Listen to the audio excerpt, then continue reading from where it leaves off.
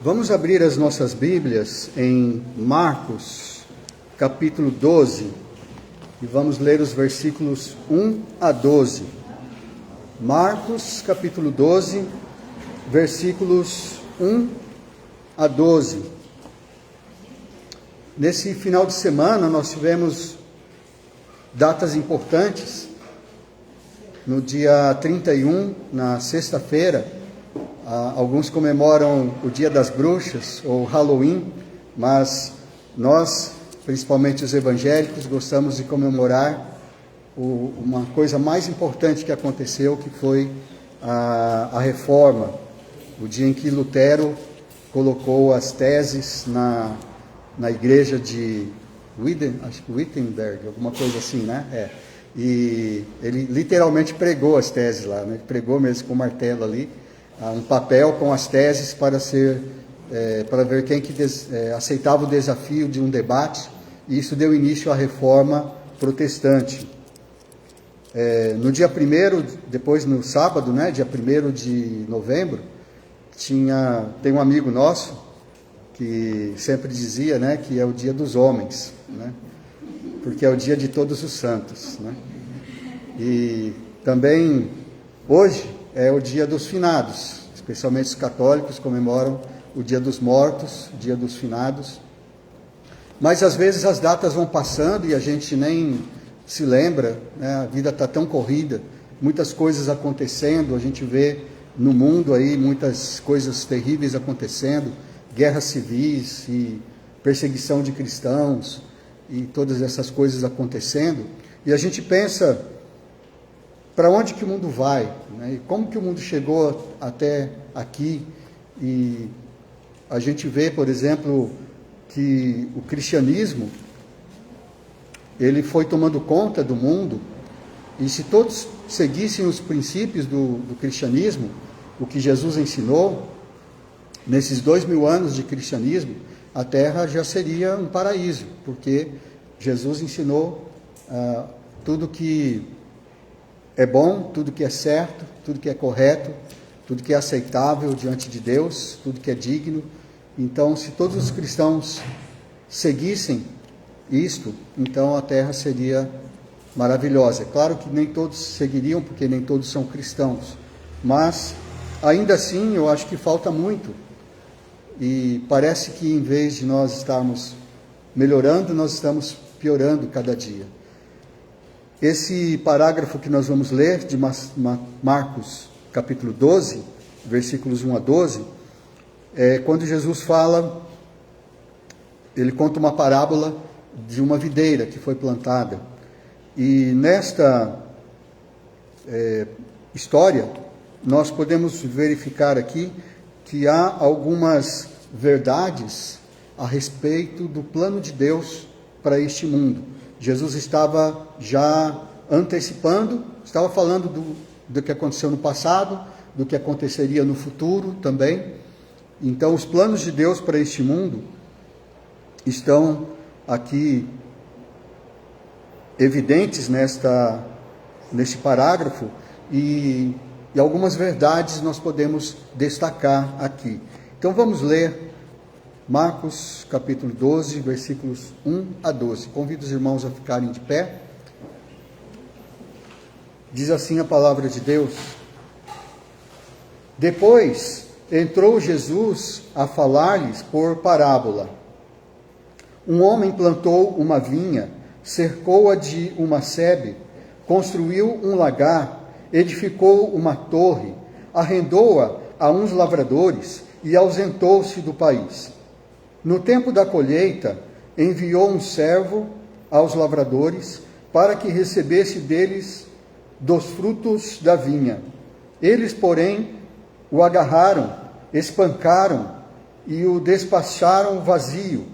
De novo, lhes enviou outro servo, e eles o esbordoaram na cabeça e o insultaram.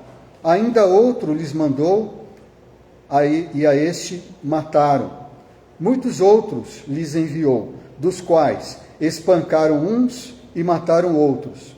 Restava-lhe ainda seu filho amado. A este lhes enviou, por fim, dizendo: respeitarão a meu filho. Mas os tais lavradores disseram entre si: este é o herdeiro. Ora, vamos, matemo-lo, e a herança será nossa. E agarrando-o, o mataram e o atiraram para fora da vinha. Que fará, pois, o dono da vinha? Virá, exterminará aqueles lavradores e passará a vinha a outros. Ainda não lesses esta escritura? A pedra que os construtores rejeitaram, esta veio a ser a principal pedra angular. Isto procede do Senhor e é maravilhoso aos nossos olhos? E procuravam prendê-lo, mas temiam o povo, porque compreenderam que contra eles proferira esta parábola. Então, desistindo, retiraram-se. Vamos orar? Senhor nosso Deus, obrigado porque Tu confiaste a nós um trabalho. O Senhor nos deu condições, nos deu o Teu Espírito para que possamos trabalhar na Tua videira e produzir frutos.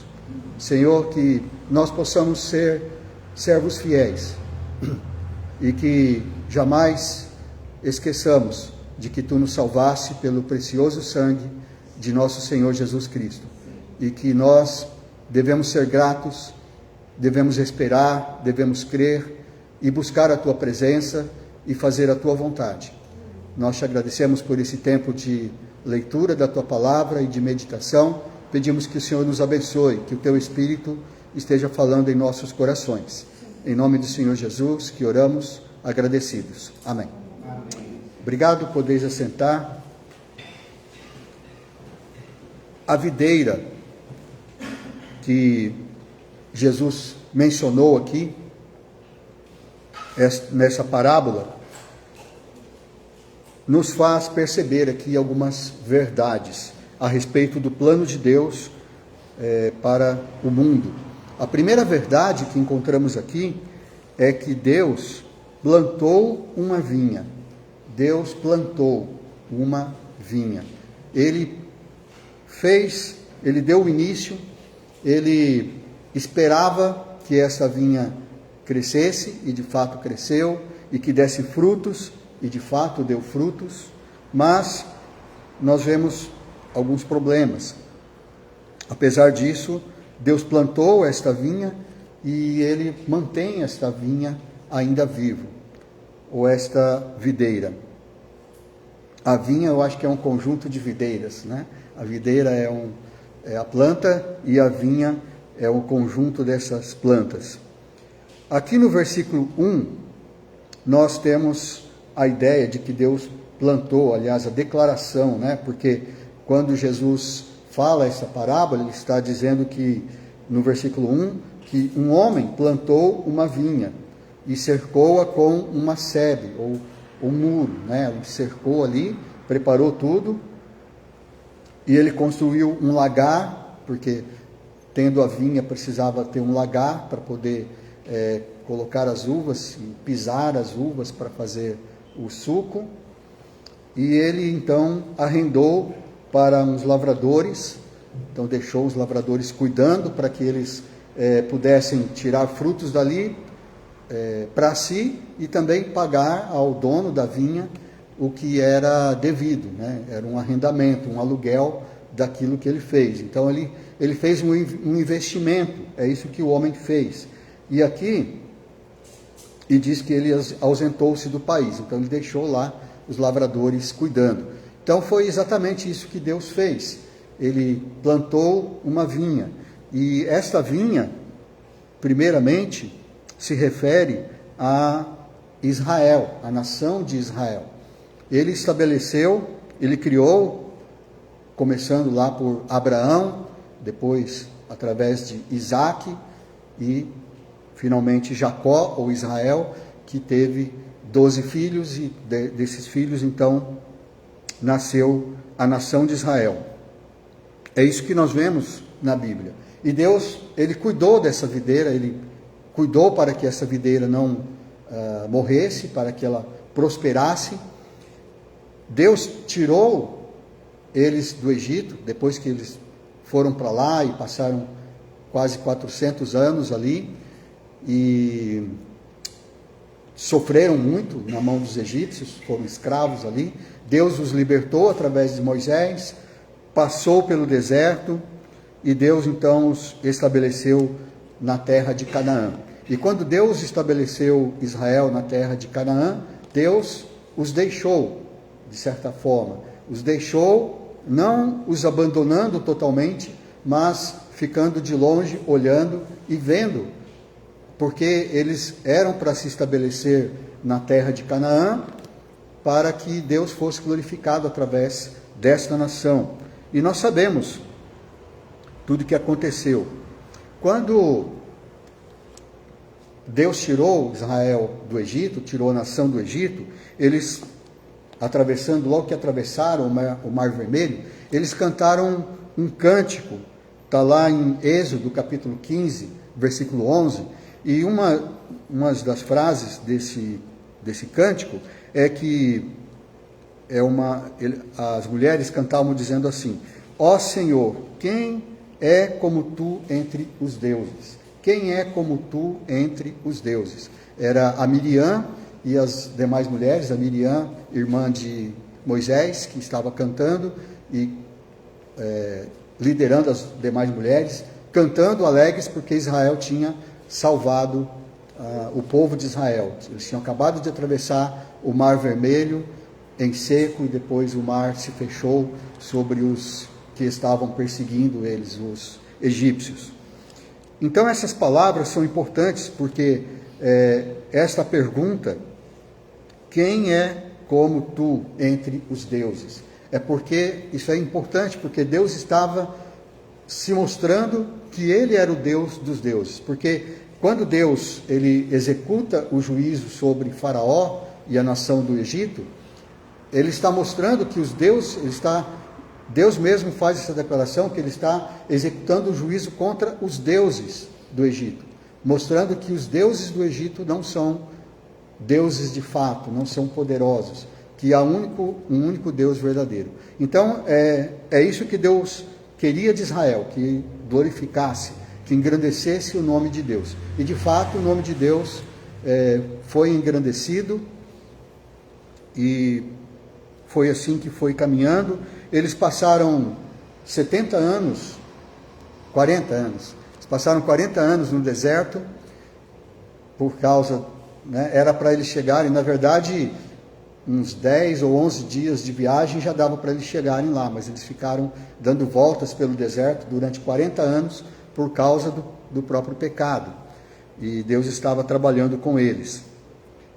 E lá no finalzinho, quando eles chegam lá no final, tem aquela história do Balaão, do Balaque, que o rei era Balaque, que era o rei de Amon, rei de Moabe. Ele contratou Balaão para amaldiçoar Israel. Então a gente vê essa história em Números 24, de 5 a 9. Uma coisa interessante nessa história, nesse trecho aqui, em Números 24, de 5 a 9, é que quando Balaão ele olha para Israel, ele está no alto de um monte, e dali dava para eles ver o acampamento de Israel, ele faz, ao invés de ele amaldiçoar, ele abençoa, porque Deus coloca na boca do profeta Balaão as palavras, e ele então diz coisas como: que boas são as tuas tendas, ó Jacó, que árvores, eles são como árvores de sândalo que o Senhor plantou. É assim que ele estava vendo ali, e é isso que Deus estava vendo também, por isso colocou essas palavras na boca de Balaão. Ele diz: águas manarão dos teus baldes, e as suas sementeiras terão águas abundantes. Consumirá as nações e teus inimigos. O seu reino será exaltado. Ele se deita como um leão, e ninguém pode atormentá-lo, ninguém pode perturbá-lo. Então era assim que a nação de Israel, mesmo sendo pecadora, mesmo tendo estado 40 anos no deserto por causa do seu pecado, era assim que Deus estava vendo Israel. Porque ele previa tudo que ia acontecer. Israel, então, era a vinha de Deus para glorificar o seu nome. Isaías, capítulo 5, versículo 7, diz também: porque a vinha do Senhor dos Exércitos é a casa de Israel, e os homens de Judá são a planta dileta do Senhor. Então, está declarado aqui por Isaías que Israel é a vinha, é esta vinha que Deus plantou para glorificar o seu nome. Em Salmo 46:10, o salmista diz: aquietai-vos e sabei que eu sou Deus, sou exaltado entre as nações, sou exaltado na terra. Então, Deus, através de Israel, exaltou o seu nome, né? O seu nome foi exaltado. Muitas vezes Deus livrava Israel e ele dizia: não é porque eu amo vocês, pelo contrário, vocês estão fazendo coisas odiosas, mas eu estou fazendo isso, eu estou livrando vocês por causa do meu nome, porque eu amo o meu nome. Deus, então, estava glorificando o seu nome através de Israel. Por isso que Deus plantou esta vinha. A segunda verdade que nós vemos aqui, está nos versículos 2 a 9, é que Deus colocou lavradores para cuidar desta vinha.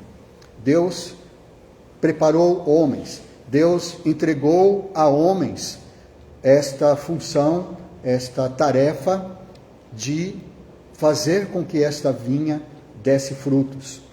Nos versículos 2 a 9, quando Jesus continua a parábola, ele diz que ele enviou um servo para pegar lá o seu aluguel, né, o dinheiro do arrendamento, mas só que os lavradores, eles trataram mal o servo, bateram no servo, insultaram, aí mandou outro, eles também fizeram o mesmo, apedrejaram, outros eles mataram, e assim por diante, e finalmente envia o seu filho,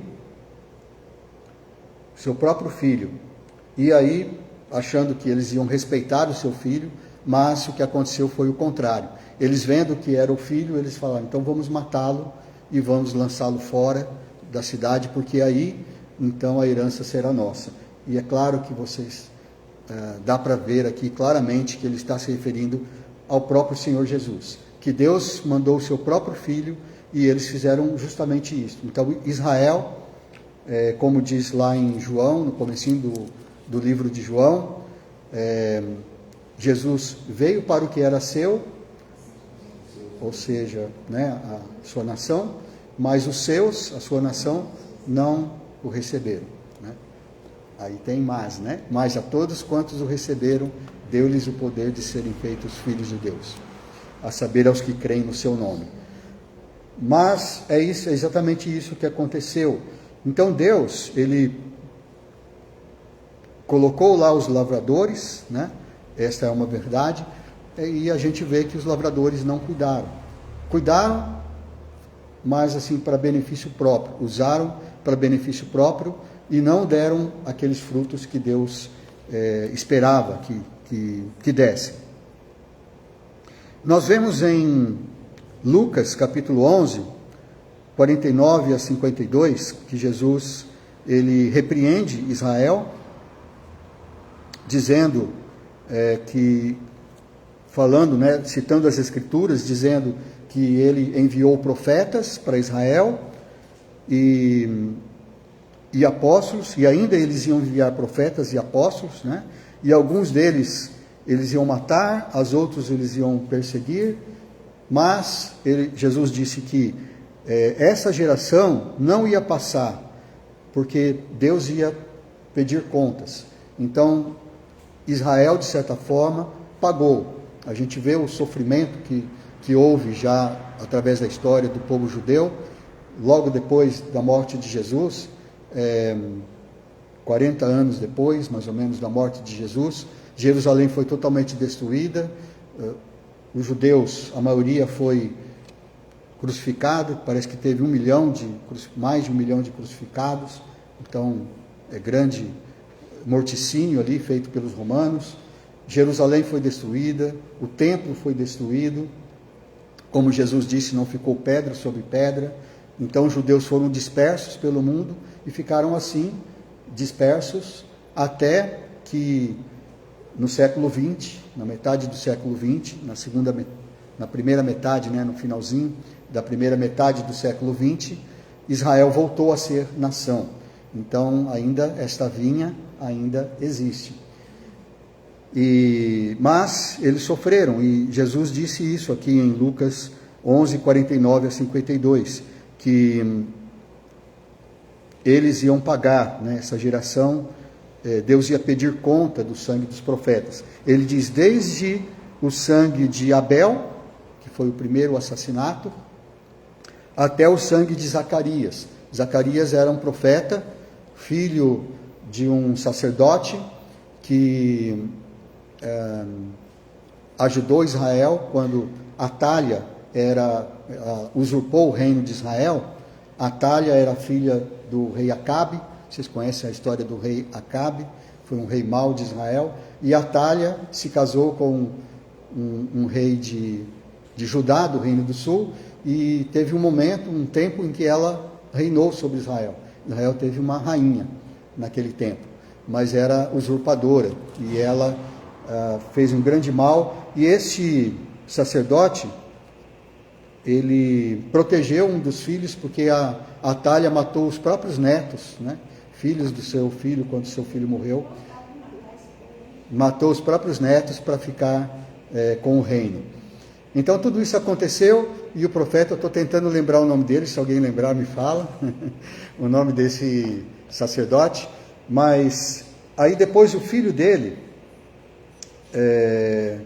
o filho desse sacerdote, que fez um grande bem, que livrou Israel da Atália, e o filho já estava com 8 anos naquela época, o filho do rei que ele protegeu, ele e a sua esposa, protegeram, e aí eles então,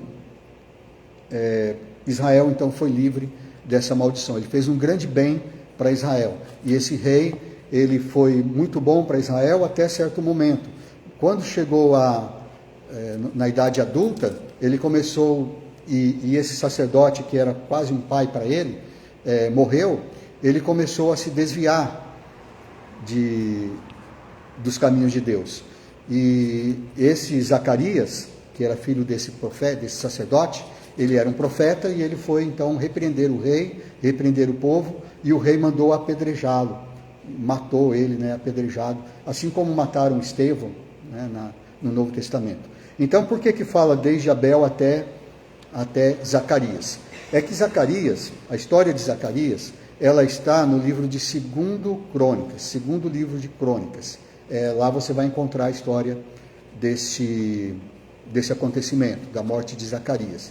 E a Bíblia do Antigo Testamento, que era a Bíblia que os judeus tinham, quando Jesus contou essa parábola, vocês sabem que o Novo Testamento ainda nem tinha começado a ser escrito. Ele começou a ser escrito mais ou menos em 40 depois de Cristo. Parece que Marcos foi o primeiro evangelho que foi escrito. Então eles só tinham o Antigo Testamento. A Bíblia deles era o Antigo Testamento, esse mesmo Antigo Testamento que nós temos. Só que a organização dos livros, a ordem dos livros era diferente da ordem que nós temos aqui. Nós temos Gênesis, nós temos tudo organizadinho, a lei, que é o Pentateuco, depois tem os livros históricos, depois tem os livros poéticos, depois tem os profetas menores, depois tem os profetas maiores. Mas a organização que eles tinham, a ordem dos livros deles, era diferente. O último livro, que para nós hoje é o Apocalipse, para eles era 2 Crônicas. 2 Crônicas era o último livro da Bíblia, na ordem, eram os mesmos livros que nós temos, só que a ordem, eles colocavam numa ordem em que 2 Crônicas era o último livro. Então, quando Jesus disse que o sangue desde Abel até Zacarias ia ser vingado, ele está querendo dizer o sangue de todos os profetas que foram mortos, todos os justos que foram mortos, desde o começo da Bíblia até o final da Bíblia. É como se nós disséssemos hoje, desde Gênesis até Apocalipse. Tudo isso será vingado. E é isso que diz aqui na parábola, né? Quando Jesus pergunta, no versículo 9, que fará o dono da vinha? Ele virá, exterminará aqueles lavradores e passará a vinha a outros. Então foi isso que aconteceu. Jesus estava se referindo a Deus tirar essa administração da vinha da nação de Israel e passar para outros lavradores. E quem são esses outros lavradores? É a igreja, somos nós. É isso que Jesus estava dizendo, porque a igreja, embora tenha muitos judeus que se converteram, a maioria dos crentes em Jesus, a maioria dos que compõem a igreja são gentios, como nós, que não são judeus. Então Deus passou a administração dessa vinha para outros. Mas como a igreja tem se saído nesta administração? Como tem sido a igreja como lavrador? Será que tem sido melhor do que Israel? A gente vê logo no começo da igreja as coisas acontecendo. Por exemplo, em Atos capítulo 5, versículos 3 a 5, a igreja estava começando, estava lá germinando, né, os primeiros convertidos. Pedro pregou ali em Atos capítulo 2, 3.000 pessoas se converteram, foram batizados. Depois dele ter curado aquele paralítico na porta do templo, ele fez um outro discurso, uma outra pregação, e o número aumentou para 5.000. Eu não sei se aumentou mais 2.000 ou se aumentou mais 5.000 e foi para 8.000. Mas era mais ou menos isso. A igreja, é claro, já era grande, mas não tanto como hoje, porque hoje são milhões, né? Bilhões hoje. Mas ali bem no comecinho, olha só a história, em Atos 5, de 3 a 5. Lá nós temos a história de Ananias e Safira. Eles eram crentes, eles eram da igreja, estavam começando ali. E o que aconteceu com Ananias e Safira? Vocês sabem, eles tramaram mentir, segundo as palavras de Pedro, mentir contra o Espírito Santo, mentir para Deus. E vocês sabem o juízo que eles tiveram, né? Quando Pedro falou com eles, o Ananias caiu morto na hora, e logo depois chegou a sua esposa e confirmou a mentira. Pedro ainda deu a chance dela dizer a verdade, mas ela confirmou a mentira e ela também morreu. É bem no comecinho ali da igreja. Mais coisas aconteceram, por exemplo, em Atos capítulo 6, versículo 1, a igreja também estava no comecinho, e ali já tinha problemas. Aqui em 6.1 diz que aumentou muito o número de discípulos, e eles começaram a murmurar uns com os outros. Então, havia 2 partidos já na igreja, pelo menos, que eram os helenistas e os hebreus, né? E eles começaram, os helenistas começaram a reclamar, falando que as viúvas dos hebreus estavam sendo mais atendidas mais prontamente do que as viúvas dos helenistas, né? Hebreus eram aqueles que se converteram e eram judeus. Helenistas eram aqueles que se converteram e eram judeus mais modernos, né? Ou então eram gentios mesmo, que tinham se tornado judeus, ou que se tornaram cristãos agora e se juntaram à comunidade.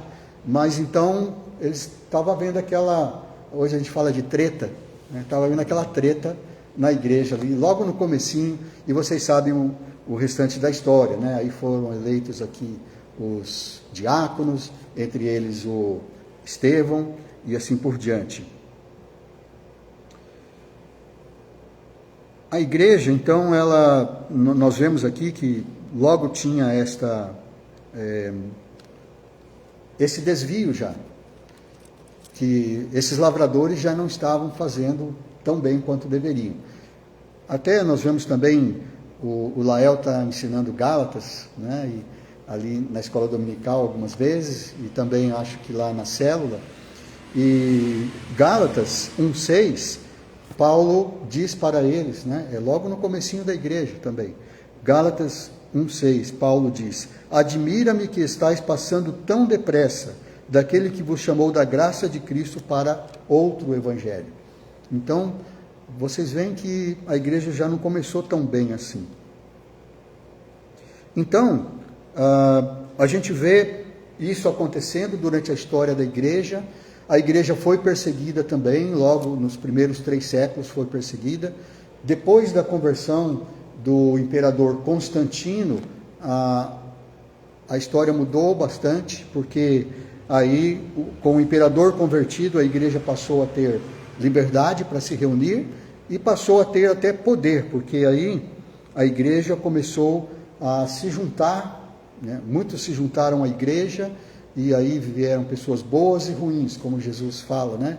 Vêm pessoas boas e ruins na igreja, se acolheram, foram acolhidos na igreja, e começaram a ter muito poder. A igreja começou a ter muita influência e também a ser muito influenciada pela política. E chegou a um ponto de que a igreja, ela passou a ter até mais poder do que os imperadores. Até, por exemplo, o momento em que aconteceu a Reforma Protestante, que comemoramos em 31 de outubro, foi um momento em que os imperadores estavam se rebelando contra o papado, e isso ajudou então que tivesse a reforma da igreja. Mas não quer dizer que a igreja foi bem, né? Antes dessa reforma, né, também a igreja fez a mesma coisa que Israel fazia, perseguia aqueles que estavam buscando a verdade. A igreja se tornou corrupta, porque onde há poder, há corrupção.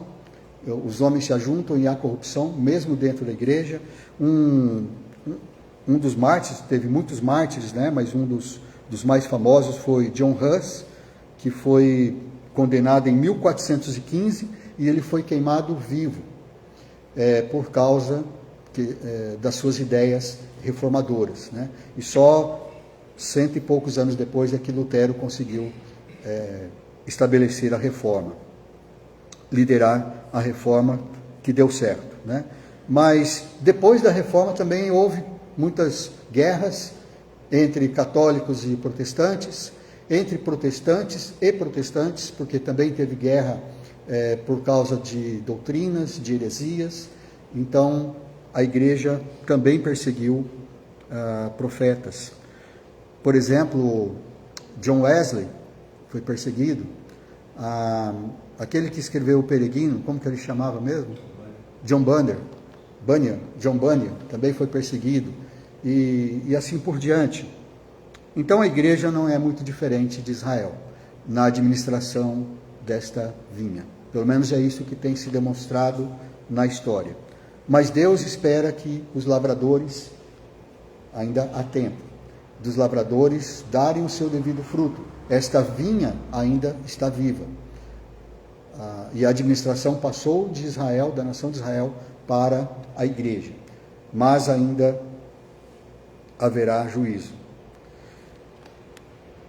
Esta então é a segunda verdade, que Deus pôs lavradores para cuidar da vinha. E a terceira verdade que encontramos aqui é que Cristo é a nova videira de Deus.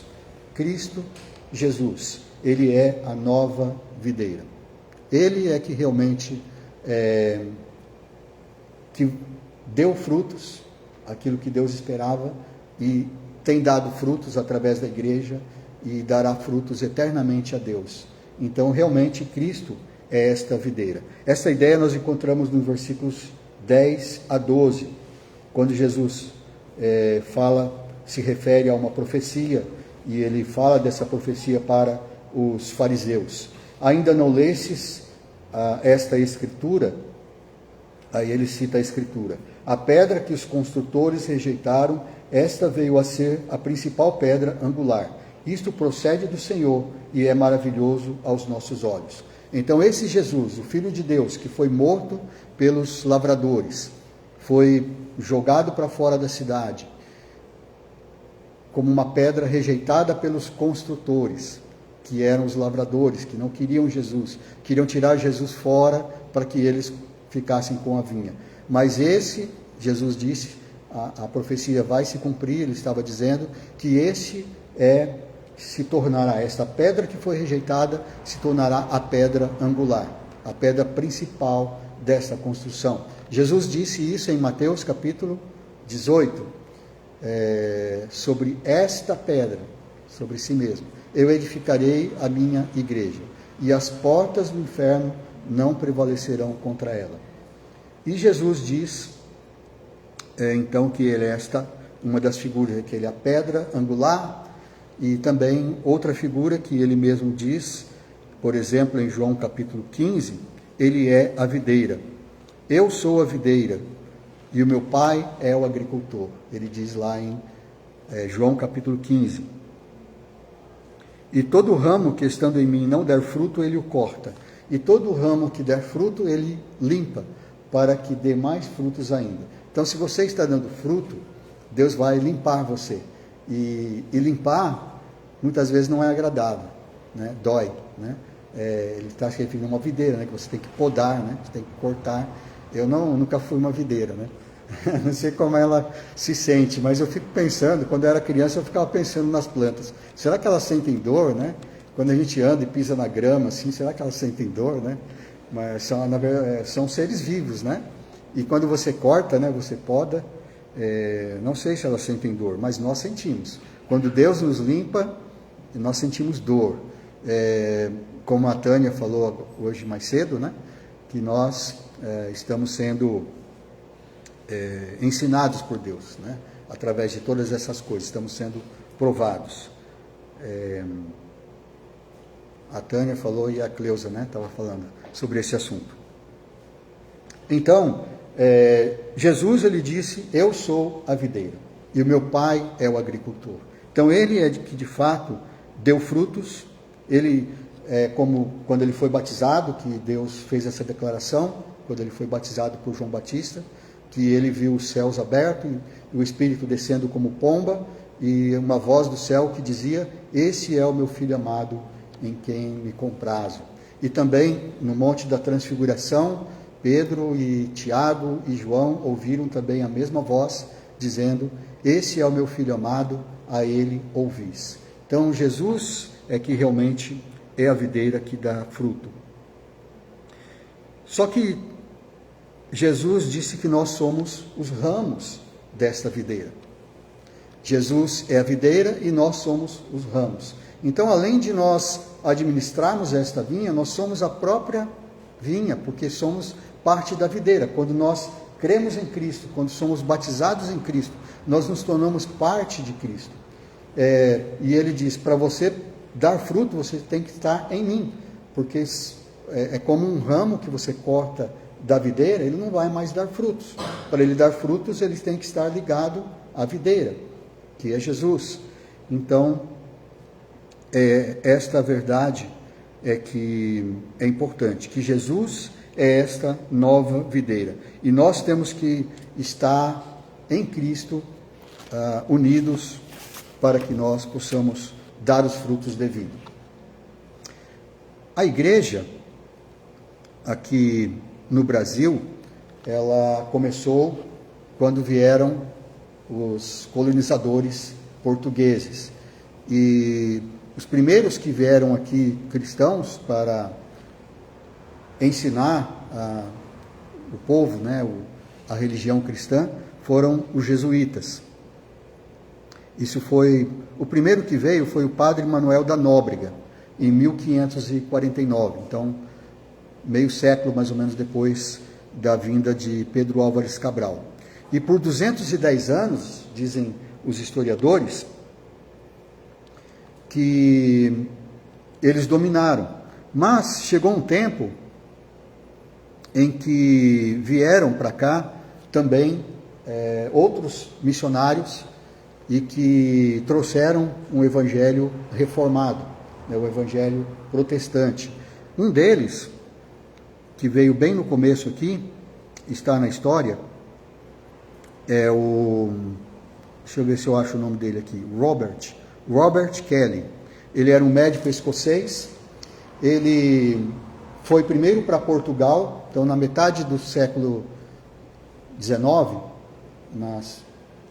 metade mais ou menos do século XIX, 1850 para frente, ele foi lá para Portugal, na Ilha de Madeira, e ele se tornou lá, ele era médico, então ele exercia a profissão de médico, e então ele, aproveitando que ele exercia essa profissão, ele também pregava o Evangelho. Ele e a sua esposa, Sara, eles foram para Portugal, na Ilha de Madeira, e eles foram para lá num tempo em que as coisas não andavam muito bem, a economia não estava muito boa lá, eles tinham passado por muitas catástrofes, tinha havido um terremoto lá em Lisboa, há não muito tempo, e muitas pessoas estavam passando fome, e a Ilha de Madeira vivia do comércio do vinho, eles produziam muito vinho, e as pessoas não estavam comprando vinho, porque não tinham dinheiro, então a economia não estava muito boa. Então isso gerou ali uma grande efervescência na sociedade, e vocês sabem que quando as pessoas estão nervosas, quando as pessoas estão com fome, muitas vezes se tornam violentas. E muitas violências então começaram a acontecer, e especialmente religiosas, porque Portugal é um país tradicionalmente católico, então os que moravam na Ilha da Madeira eram tradicionalmente católicos. E Robert Kelly e a sua esposa estavam ali representando os protestantes, estavam pregando o Evangelho segundo os protestantes. Então houve perseguição e chegou um momento em que até eles incendiaram a casa deles, né? A perseguição cresceu tanto que a casa deles chegou a ser incendiada. Então eles fugiram, tiveram que fugir dali, foram para os Estados Unidos, ficaram um tempo lá e depois então vieram para o Brasil. Eles chegaram aqui no Brasil em 11 de junho de 1858. Aliás, eles chegaram um pouco antes, quando você nasceu, em 58, mas 1858, 100 anos antes de você nascer, 100 anos antes, né? Essa data, 11 de julho de 1858, na verdade, foi a data da organização da Igreja Evangélica Fluminense, que não estava ligada a nenhuma outra denominação, mas eles eram calvinistas, né? E eles então fundaram essa igreja. Então é uma data importante para os evangélicos, e eles ficaram aqui no Brasil. Tem até o nome aqui do primeiro brasileiro convertido, que é Pedro Nolasco de Andrade, né? Ele foi o primeiro convertido desse casal missionário. Essa história toda que eu estou contando para vocês está num artigo de Alderi Souza Matos. Ele é historiador oficial da Igreja Presbiteriana. Então ele conta essa história, fala dos jesuítas e fala tudo isso que aconteceu no Brasil. Então, se você quer saber da história do Brasil, especialmente com respeito a essas coisas, Alderi Souza Matos, né? Esse nome é importante, procura aí que você vai achar, né? Então eles vieram para o Brasil, eles evangelizaram aqui. A esposa dele, a Sara, ela gostava de escrever, e ela escrevia hinos. E um dos hinos que ela escreveu é esse que nós cantamos hoje, o hino 380. Foi escrito por Sara Kelly, a letra é dela, né? Aqui no Brasil. Então, tem produzido frutos? Tem. A igreja tem produzido frutos. Mas tem produzido frutos do jeito que Deus quer? Do jeito que Deus gostaria? Não. Ainda falta muito.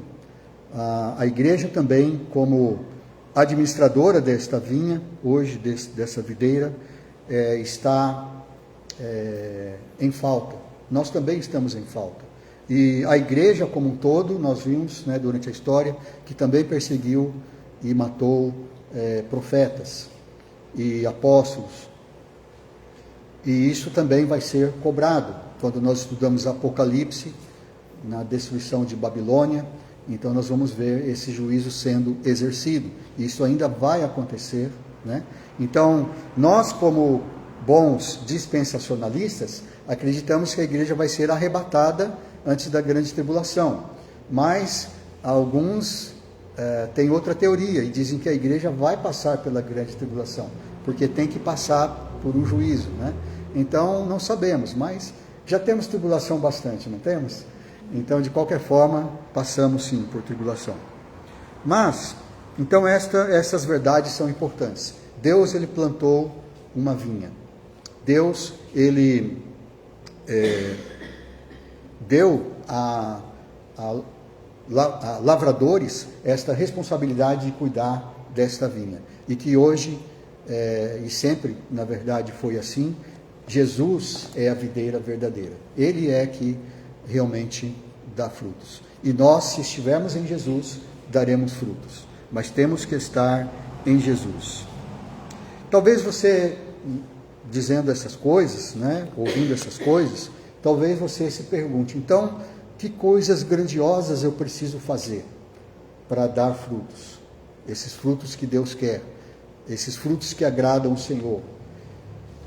Nós não precisamos fazer grandes coisas.